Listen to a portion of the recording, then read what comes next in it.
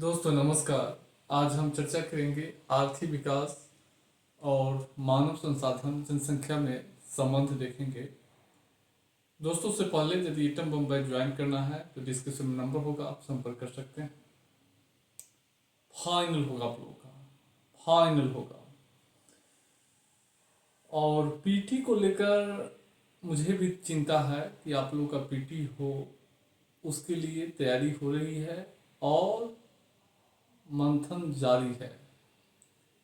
इसीलिए मेरा प्रयास रहेगा कि बैच के सारे लोग इस सत्र में फाइनल हो। उसके लिए हम जो है वो हर संभव उपाय करेंगे। आप लोग घबराने की जरूरत नहीं है। आप लोगों को बस पहले मेंस तो पढ़िए। पीटी तो 4 महीना है ना, जून जुलाई अगस्त सितंबर, 4 महीना पीटी ही पढ़ना है। 31 मई तक हम बैच 31 मई को बैच हर हाल में क्लोज करेंगे। एनी हाउ हो सकता है इसी माह में हम इकोनॉमी भी कंप्लीट कर दे, मार्च में ही। अप्रैल में साइंटिफिक कंप्लीट करेंगे और मई में इससे पढ़ाएंगे। और ऐसे में क्या है, ऐसे में क्वेश्चन लड़ने से मतलब है, चाहे वो 15 को पढ़ाए या 25 को पढ़ाए, क्वेश्चन लड़ जाएगा। उतना ही पढ़ाएंगे जितना क्वेश्चन लड़े, इससे ज़्यादा नहीं। थोड़ा सा जीएस में डायमेंशन ज़्यादा रहता है इसलिए पढ़ाएंगे, लेकिन इससे में बस उतना ही पढ़ना है जिससे क्वेश्चन लड़ जाए। ज़्यादा पढ़ने की कोई ज़रूरत नहीं है, बस क्वेश्चन लड़ने से मतलब है। आइए जनसंख्या आर्थिक विकास के बीच संबंध को हम देखेंगे। और जैसा कि जानते होंगे, आर्थिक विकास में मानव संसाधन जो है एक महत्वपूर्ण आगत एवं चालक होता है और जो मांग का सृजन करता है और श्रम की पूर्ति करता है। यानी आर्थिक विकास या जनसंख्या और आर्थिक विकास के बीच संबंध को अगर देखेंगे तो आर्थिक विकास में मानव संसाधन या जनसंख्या एक महत्वपूर्ण आगत और चालक होता है जो श्रम की पूर्ति करता है और उपभोग के माध्यम से मांग का सृजन करता है। जनसंख्या और आर्थिक विकास के बीच संबंध को दो तरफा है। एक है जनसंख्या आर्थिक विकास को प्रोत्साहित करता है, दूसरा है आर्थिक विकास जो है जनसंख्या आर्थिक विकास को प्रोत्साहित करता है। दो है, एक है जनसंख्या आर्थिक विकास को प्रोत्साहित करती है, एक है कि जनसंख्या आर्थिक विकास को हतोत्साहित करती है। इस क्वेश्चन में एक चीज याद है, क्वेश्चन आ जाए कि आर्थिक विकास में मानव संसाधन की भूमिका, बिहार के विकास में मानव संसाधन की भूमिका, तो उसमें भी इसका भूमिका में इसके भी दो पक्ष होंगे, एक सकारात्मक एक नकारात्मक। तो जो आर्थिक विकास को जो प्रोत्साहित करती है वो सकारात्मक पक्ष हो जाएगा, जो आर्थिक विकास को हतोत्साहित करती है नकारात्मक पक्ष होगा। इसी को लिखना है, मानव संसाधन की भूमिका आ जाएगा तो दोनों पक्ष इसमें लिखना है। इसके अलावा जो है जनसंख्या पर विस्तृत क्वेश्चन आ जाएगा कि आर्थिक विकास में जो है एक क्वेश्चन आ सकता है कि जनसंख्या वृद्धि का महत्व बताएं भारत में। उस स्थिति में भी जो जनसंख्या आर्थिक विकास को प्रोत्साहित करती है, तो जो 8 पॉइंट है यही पॉइंट उसके महत्व में भी आ जाएगा। इसको ध्यान में रखना है। और बाकी हम जनसंख्या का विस्तृत वीडियो आपको बनाकर भेजे ही थे, पीडीएफ बनाए थे, उससे थोड़ा सा समझना है। कई बार क्या होता है कि कंटेंट वही रहता है, क्वेश्चन घुमा देता है। जब क्वेश्चन घुमाता है तो लोग जो है टर्न से उड़ जाते हैं। तो थोड़ा सा एक सोचना है आपको। तो हम इस पीडीएफ में हालांकि हम लिख दिए हैं, सारा बाइफरकेट कर दिए हैं, तो आप जब पढ़ेंगे तो आपको पता चल जाएगा इसका भी आंसर यही होगा। तो जैसा कि आप जानते होंगे कि जनसंख्या आर्थिक विकास के संबंध दो तरफा है। एक है जनसंख्या आर्थिक विकास को प्रोत्साहित करती है। अब कैसे प्रोत्साहित करती है या जनसंख्या का महत्व, सबसे बड़ा पहला पॉइंट है मजबूत देश और राज्य। देखिए, जनसंख्या जब अधिक रहती है किसी राज्य की या किसी देश की, तो मनोवैज्ञानिक रूप से क्या होता है कि उस देश और उस राज्य को मजबूती मिलता है। भारत की जनसंख्या विश्व में जो है प्रथम स्थान है जनसंख्या के मामले में। भारत का सबसे बड़ी जनसंख्या है भारत की। बिहार का जनसंख्या के मामले में राज्यों में तीसरा स्थान है। तो बिहार, यूपी, महाराष्ट्र को क्या है, मजबूती मिल रहा है। जहाँ जनसंख्या अधिक होगा, अब जिसके घर में, एक ही बताइए, जिसके घर में 5 गो बेटा है, 5 गो बेटा है, तो उसके घर में मजबूती रहती है कि नहीं? वही हाल जो है यहाँ भी है। अधिक लोग होने के कारण क्या होता है कि मजबूती मिलता है, मजबूती मिलता है मनोवैज्ञानिक रूप से, ये याद रखिएगा। हालांकि अमेरिका की जनसंख्या कम है, लेकिन भारत से बहुत आगे है अमेरिका, बहुत आगे। कल्पना भी नहीं कर सकते कि अमेरिका आपसे कितना आगे है। वहां की जो लाइफ स्टाइल है, वहां लोग जीवन जीता है। इंडिया में संघर्ष करता है, लोग स्ट्रगल करता है। यहाँ 99% लोग स्ट्रगल करता है, संघर्ष करता है। अमेरिका में, यूरोप में, जर्मनी में लोग जीवन जीता है। जीवन उसको बोलते हैं, क्वालिटी ऑफ लाइफ है वो। और इंडिया में क्या है, स्ट्रगल में ही 50 वर्ष निकल, 60 100 निकल जाता है।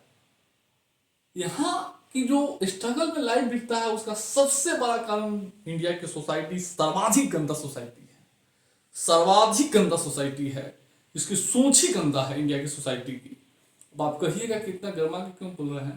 क्योंकि हम सोसाइटी को बहुत अच्छा से देखे हैं। भारत की तमाम समस्याओं का जड़ इंडिया की सोसाइटी, भारत की समाज है, उसका व्यवहार है और उसका चालाकी है। समझ रहे हैं? हो सकता है आप मेरे बात से सहमत नहीं होंगे, लेकिन भविष्य में आपको रियलाइज हो सकता है, जब बहुत अच्छा चीजों को देखेंगे तो लगेगा कि नहीं, इंडिया की सारा समस्या के जड़ तो इंडिया समाज ही है। यही स्थिति है। हालांकि हम भी उसी समाज का भाग है, लेकिन आपको बोल दिए हैं, समझ रहे हैं? तो जब किसी देश की जनसंख्या अधिक रहती है या किसी राज्य की, तो वहां पर क्या होता है कि उस देश को जो है मनोवैज्ञानिक रूप से मजबूती मिलती है, पहला पॉइंट। दूसरा है औद्योगिकरण। जब जनसंख्या अधिक होगा तो लोग उपभोग अधिक करेगा। जब लोग उपभोग अधिक करेगा तो उत्पादन अधिक होगा, उत्पादन अधिक होगा तो औद्योगिकरण होगा। और मान लीजिए अधिक जनसंख्या होगा तो सब लोगों को लाइफ बॉय, डिटॉल साबुन, डॉव का साबुन चाहिए, हिंदुस्तान यूनिलीवर का प्रोडक्ट चाहिए, फेयर लवली चाहिए, ला चाहिए ना। महिलाओं की भी तो अधिक होती है। सब लोगों को जो है मोबाइल चाहिए, इंटरनेट चाहिए, फर्नीचर चाहिए, पंखा चाहिए, कूलर चाहिए, गाड़ी चाहिए। तो सब लोगों को चाहिए, तो क्या होगा, मोटरसाइकिल चाहिए, तो अधिक उपभोग लोग कर रहा है सबका, तो अधिक उत्पादन होगा। जब अधिक मोटरसाइकिल का अधिक या साबुन का अधिक उत्पादन होगा तो अधिकरण होगा ना। दूसरा, मांग सृजन। जब अधिक जनसंख्या होती है तो लोग अधिक उपभोग करता है। जब अधिक उपभोग करेगा तो मांग बढ़ेगा। बिहार में जनसंख्या अधिक है, अधिक उपभोग होता है। जीएसटी कलेक्शन देखते हैं कितना होता है बिहार में, तीसरा स्थान है शायद जीएसटी कलेक्शन में बिहार का। जनसंख्या अधिक है इसलिए बिक्री अधिक होती है, लोग उपभोग अधिक करते हैं। तो मांग, जनसंख्या, भारत में क्या है, मांग अधिक है, इसीलिए देखते हैं कि बड़ी बड़ी कंपनियां भारत में आ रही है, प्रोडक्ट जो है बेच रही है। वर्क फोर्स, देखिए जब जनसंख्या अधिक होती है, बहुत बड़ा श्रम बाजार का जॉब जो है, लेबर मार्केट का निर्माण होता है। भारत में बहुत बड़ा श्रम बाजार है, बिहार में भारत का बहुत बड़ा श्रम बाजार बना हुआ है। क्योंकि यहाँ पे जो है 15 से 59 वर्ष के लोग जो है, 68% आबादी भारत की जो है युवा है, 15 से 59 वर्ष के हैं, जो बहुत बड़ा श्रम बाजार का निर्माण करता है। बिहार में जनगणना 2011 के अनुसार 53% आबादी 15 से 59 वर्ष की है, जो बहुत बड़ा श्रम बाजार का निर्माण करता है। जो अवसर है, श्रम काम करने के लोग जो है बैठा हुआ है, तो बहुत बड़ा वर्क फोर्स मार्केट का निर्माण कर रहा है। अधिक उत्पादन, अब देखिए जनसंख्या अधिक होगा तो उत्पादन तो अधिक होगा ही ना। पूंजी प्रवाह, अब देखिए जनसंख्या अधिक होगा तो उत्पादन अधिक होगा, लोग अधिक उपभोग करेंगे, अधिक उपभोग करेंगे तो वस्तु सेवाओं की अधिक मांग करेंगे, तो उस मांग को पूरा करने के लिए अधिक उत्पादन होगा। तो उत्पादन करने के लिए लोग जो है दूसरे दूसरे देशों से विदेशी कंपनियां या दूसरे क्षेत्रों से कंपनियां जो है वहां आती है। अब देखिए एप्पल क्यों भारत में आया है, क्योंकि यहाँ बहुत बड़ा जो है उत्पादन हो रहा है। एप्पल मोबाइल का जो है खपत है। एप्पल, सैमसंग क्यों कोरिया का है, यहाँ आया है। देख रहे हैं हुंडई कार, मारुति सुजुकी, यही बोर्ड जो है जर्मनी की है। तो क्यों आया है, क्योंकि यहाँ अधिक खपत है। जब खपत होगा तो बाहरी देशों से लोग जो है कंपनियां आएगी और कंपनी आएगी तो पूंजी प्रभाव बढ़ेगा। बिहार में जो है अधिक खपत है, तो अलग अलग देशों से अब हल्दीराम बिहार में क्यों प्लांट लगा रहा है? क्योंकि वहाँ अधिक खपत है, इसलिए पूंजी प्रभाव हो रहा है। यह स्थिति है जनन लाभांश। देखिए, जब जनसंख्या की कार्यकारी जनसंख्या अधिक होती है, 15 से 59 वर्ष की आबादी अधिक होती है, तो अर्थव्यवस्था को जनन लाभांश प्राप्त होता है। जनन लाभांश कैसे प्राप्त होगा? जब निर्भर जनसंख्या का अनुपात कम होगा। अगर आप देखेंगे तो भारत में 68% कार्यकारी है, बिहार में 53%। एक कार्यकारी जो काम करने में दक्ष है, स्वस्थ है, शिक्षित है, कुशल है, जिसकी उत्पादकता अधिक होती है।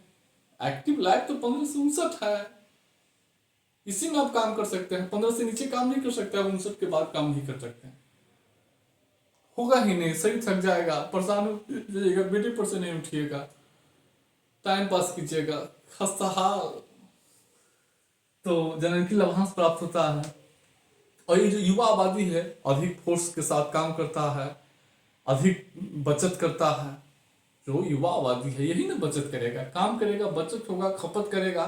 ये जो युवा आबादी है अधिक खाएगा, अधिक पहनेगा, समझ रहे हैं, खपत करेगा तो बिक्री होगी, बिक्री होगी तो उत्पादन भी अधिक होगा।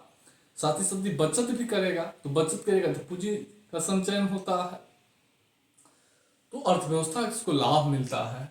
और ये जो इनोवेशन, देखिए अधिक युवा आबादी अगर होगा तो एक नई सोच, नए समाधान के साथ जो है एक नए सोच और नया समाधान का जो है स्रोत होता है। क्योंकि नई नई आइडिया कैसे डेवलप होता है? युवा होगा उसी के अंदर ना। तो राज्य की जो समस्या है, स्टार्टअप जो देख रहे हैं, राज्य की जो समस्या है उसको दूर करने में युवा आगे आ रहे हैं। भारत में जो है समस्या है स्टार्टअप के रूप में आ रहे हैं, बिहार में स्टार्टअप के रूप में आ रहे हैं। तो ये बिहार के लिए, भारत के लिए एक नई सोच, एक नई समाधान लेकर आती है, जिससे इनोवेशन को बढ़ावा मिलता है। तो इसी माध्यम से अर्थव्यवस्था को जो है प्रोत्साहित करती है, आर्थिक विकास को बढ़ावा देती है इन सब माध्यम से। अब हम लोग देखिए आर्थिक विकास के लिए बाधक भी है, जनसंख्या आर्थिक विकास के लिए बाधक भी है। देखिए जनसंख्या आर्थिक विकास से बाधक तब होगा जब जो है क्या होता है कि लोगों के पास आवश्यक कुशल और कौशल ज्ञान की कमी होती है। जैसा कि भारत और बिहार में, अगर भारत में देखेंगे तो 95% श्रम बल के पास कोई औपचारिक प्रशिक्षित नहीं है। उनके पास जो कौशल है वो औद्योगिक क्षेत्रों को मांग के अनुरूप नहीं है। बिहार में तो वही हाल है। आज जब जनसंख्या अधिक होता है तो क्या होता है कि सरकार को जो है अधिक खर्च जो है सामाजिक क्षेत्रों पर करना पड़ता है। सामाजिक क्षेत्र में खाद्य सुरक्षा पे, खाद पे, पोषण पे, पेयजल पे, आवास पे, शिक्षा, स्वास्थ्य पे। तो इससे क्या होता है, इससे जो उपभोग संबंधी आवश्यकताओं पर अधिक खर्च करना पड़ता है। तो इससे क्या होता है कि सरकार का जो पैसा रहता है वो ज्यादातर सरकार सामाजिक सुरक्षा में, खाद्य सुरक्षा पे, पेयजल पे, बुनियादी सुविधाओं पर खर्च कर देती है। सरकार के पास पैसा कम बचता है। जब कम पैसा बचेगा तो सरकार पुल का निर्माण में, सड़क के निर्माण में, रेल मार्ग के निर्माण में, इसमें जो कम निवेश करेगी ना। जब कम निवेश होगा तो उत्पादन कम होगा। साथ ही जब जनसंख्या अधिक होती है तो प्रति व्यक्ति आय कम होता है, जैसा कि बिहार में है। तो लोगों की आय, बेरोजगारी होगी, लोगों की आय जब कम होगी तो बेरोजगारी होगी, तो आय कम होगी तो मांग भी कम करेगा। वो जो है मोटरसाइकिल कम खरीदेगा, कार कम खरीदेगा, फ्रिज कम खरीदेगा, बढ़िया बढ़िया साबुन कम लगाएगा। जब कम साबुन लगाएगा तो उत्पादन कम होगा, आर्थिक अर्थव्यवस्था में गिरावट होती है और इसके माध्यम से भी गिरावट होती है। अब देखिए जनसंख्या अधिक होगा तो क्या होगा, कृषि पर जो जनसंख्या का भार बढ़ेगा, भूमि का विखंडन होगा। जैसा कि आप जानते होंगे कि बिहार में भूमि का हेक्टेयर जो है, भूमि मानव अनुपात 0.39 हेक्टेयर है, यानी एक व्यक्ति के पास जो है 0.39 हेक्टेयर है। भारत में 1.08 हेक्टेयर है। 15-16 का डाटा है, अभी जनगणना नहीं हुई है इसलिए नया डाटा नहीं आया है। भूमि का विखंडन होने से क्या होता है, अब मान लीजिए प्रति व्यक्ति आय, देखिए जनगणना जो है 11 के अनुसार बिहार में 1106 व्यक्ति प्रति वर्ग किलोमीटर निवास करती है। 1 किलोमीटर में 1106 आदमी है, भारत में 1 किलोमीटर में 382 आदमी निवास करता है। तो घनी जनसंख्या के कारण भूमि का विखंडन होगा, कृषि भूमि का। जब कृषि भूमि का विखंडन होगा तो छोटा छोटा भूमि में जो ट्रैक्टर, थ्रेसर, पंपिंग सेट या सरकार से संस्थागत स्रोतों से जो सुविधा मिलती है वो नहीं मिल पाता है, जिसका परिणाम क्या होता है कि वो मानव द्वारा जो है जीवन निर्वाह के लिए खेती होती है। जीवन निर्वाह के लिए खेती होगा तो उत्पादन कम होगा, उत्पादन कम होगा तो अर्थव्यवस्था में आर्थिक समृद्धि, कृषि समृद्धि प्रभावित होगी। और कृषि समृद्धि प्रभावित होगी तो आर्थिक समृद्धि में गिरावट आएगी। खदानों की कीमत और आयात। अब देखिए, अधिक जनसंख्या के कारण सरकार को पोषण संबंधी आवश्यकताओं के लिए खदानों की आयात करना पड़ता है। साथ ही साथ किसानों को अधिक उत्पादन के लिए मूल प्रेरणा देनी पड़ती है, कृषि ऋण देना पड़ता है, कृषि सब्सिडी देनी पड़ती है। एक और सरकार उपभोक्ताओं को सस्ते दामों पर खदान उपलब्ध कराने के लिए सब्सिडी दे रही है, दूसरी ओर किसानों को उत्पादन करने के लिए मूल प्रेरणा एमएसपी दे रही है। सरकार को प्रभार बढ़ रहा है। और उससे भी नहीं होता तो सरकार आयात के द्वारा पूरा करता है। जैसा कि जानते होंगे, भारत अपने दालों के कुल खपत का 3/4 तो आयात द्वारा पूरा करता है। वही हाल खदान तिलहनों का है। तो इससे विदेशी मुद्रा खर्च होती है और अंततः जो है क्या होता है, अर्थव्यवस्था पर प्रतिकूल असर पड़ता है। पर्यावरण पर दबाव। अधिक जनसंख्या होगा तो भूमि, जल, वायु प्रदूषित होगा और यह अंततः जो है जीवन की गुणवत्ता प्रभावित करती है। आर्थिक विकास का उद्देश्य है जीवन की गुणवत्ता में सुधार करना, लेकिन एक और जीवन की गुणवत्ता में सुधार करना, दूसरी ओर अधिक जनसंख्या के कारण क्या होता है कि कृषि उत्पादन को बढ़ावा देने के लिए अधिक कीटनाशक, रासायनिक दवाओं का उपयोग किया जा रहा है। इससे भूमि की अम्लीयता, क्षारीयता बढ़ती जा रही है। अधिक जनसंख्या के कारण जो है भीड़ भाड़, प्रदूषण बढ़ता है। अंतर लोग बीमारी के कारण बनता है। अब बीमारी के कारण बनेगा तो क्या होगा, उत्पादकता प्रभावित होगा। अब एक स्वस्थ आदमी जितना अच्छा से काम करता है, जितना अच्छा से, उतना बीमार आदमी नहीं काम कर सकता है। तो पर्यावरण पर दबाव पड़ता है, प्राकृतिक संसाधन, पूंजी निर्माण पर प्रतिकूल असर।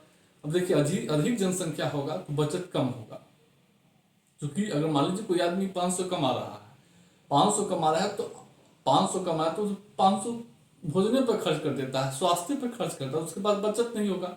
जब बचत नहीं होगा तो पूंजी निर्माण का काम नहीं होगा। लेकिन भारत और बिहार में तर्क मान नहीं है। भारत में जो बचत अधिकांश अमीर लोगों द्वारा किया जाता है, गरीब लोगों द्वारा बचत नहीं किया जाता है। यह स्थिति है। बेरोजगारी। अधिक जनसंख्या के कारण क्या होती है, किसी क्षेत्र में प्रचंड बेरोजगारी पैदा होती है, जैसा कि भारत में है, जिसकी सीमांत उत्पादकता शून्य होती है। साथ ही साथ अधिक जनसंख्या के कारण जनसंख्या के सारे लोगों को जो है रोजगार तो मुहैया नहीं कराया जा सकता है। इसलिए क्या होता है, बेरोजगारी फैलती है। आज भारत में जो बड़े पैमाने पर बेरोजगारों का फौज खड़ा है, उसके पीछे कहीं ना कहीं अधिक जनसंख्या है। बिहार में भी यही जनसंख्या है।